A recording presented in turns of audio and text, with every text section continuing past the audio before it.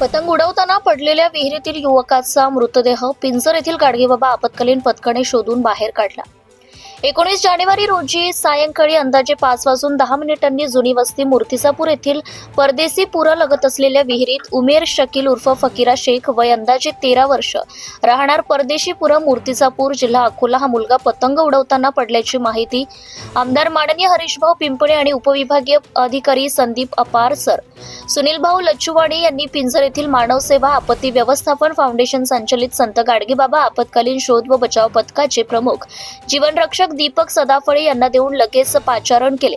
क्षणाचाही विलंब न करता पथक प्रमुख दीपक सदाफळे यांनी आपले सहकारी शेखर केवट, शरद महल्ले, मयूर कळसकार, शिवम वानखडे, आशिष मुळे, हर्षल वानखडे, प्रभू पाचळे यांना शोध व बचाव साहित्यासह तात्काळ सर्च ऑपरेशन करिता रवाना केले आणि अवघ्या 20 मिनिटातच 30 फूट खोल पाण्यातील विहिरीतील मृतदेह बाहेर काढून पोलिसांच्या ताब्यात दिला।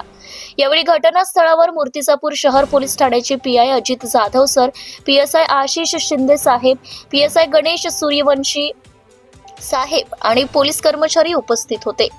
अमोल प्रजापती, सुनील लच्चुवाडी, सचिन उगले, सद्दाम पटेल, राम नेमाडे, सेनापती हे हजर होते अशी माहिती पथक प्रमुख दीपक सदाफळे यांनी दिली।